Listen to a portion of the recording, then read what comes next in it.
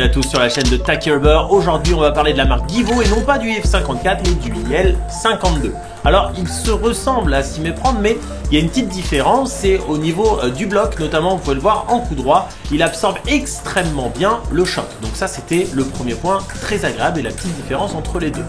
L'autre point à noter, au niveau de sa courbe, il est légèrement plus bas, on peut le voir ici. Alors si je relève bien mon bras avec un grand mouvement ample, il arrive à passer légèrement le filet, mais dès que je vais appliquer plus de force, que je vais aller vers le bas, eh bien on voit quand même que ça rase quand même plus ou moins le filet, donc une courbe légèrement plus basse pour le IL52. En termes de spin, c'est approximativement la même chose, mais je dirais que l'IL52 met en grande difficulté mes adversaires. On le voit, vous avez vu sur un petit bloc, elle a volé quand même très largement, et même sur mes premiers services avec mon premier top spin, c'est une arme extrêmement dangereuse. Donc c'est vraiment le meilleur en spin.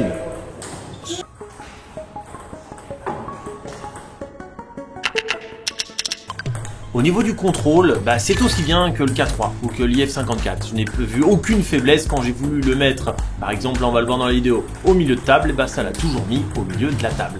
En termes de speed, des fois pour achever l'adversaire, il va manquer un tout petit chouïa de quelque chose. C'est vrai que l'IF54 pour ça je l'adorais et le K3 c'est le meilleur dans cette catégorie. Là l'IL52 va falloir quand même frapper plus fort concrètement pour gagner le point. Mais ça reste quand même un très rapide Tacky Rubber. Maintenant son plus gros point fort ça reste sur les réceptions de service. Quand on va vouloir faire des petits backspins, ça va mettre énormément d'effets, ça va gêner complètement l'adversaire pour sa relance. Il est aussi excellent sur balle coupée pour aller chercher et frotter légèrement la balle. Ça reste encore un tout petit peu supérieur par rapport à l'IF54.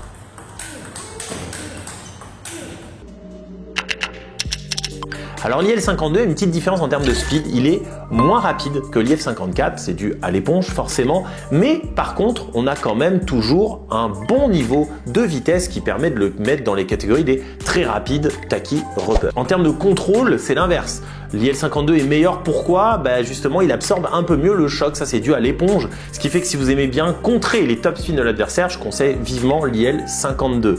En termes de spin, je dirais que c'est à peu près la même chose, peut-être qu'il y a une légère différence et que l'IL52 serait meilleur, pourquoi? Vu qu'il absorbe mieux comme je vous l'ai dit, il peut retenir la balle peut-être légèrement plus longtemps, ce qui fait qu'il va appliquer encore plus de spin au dernier impact. Pour ceux qui ne le savent pas, il reste encore dans cette famille des codex le Super Select 53 et le Super Select 55. J'ai pu la mettre la main enfin sur un Super Select 55 et je dois vous dire que je les aime moins que l'IF54 et que l'IL52. Pourquoi? Déjà ils sont pas du tout tacky, c'est-à-dire moins qu'un K3 pour vous dire, et la courbe est vraiment trop basse. Donc c'est très direct comme sensation et vraiment trop bas. Donc pour moi, je trouve que c'est pas vraiment une grande réussite. Merci à tous d'avoir regardé la vidéo jusqu'à la fin et je vous dis à très bientôt pour un nouvel épisode de Tacky Rubber. Ciao les gars!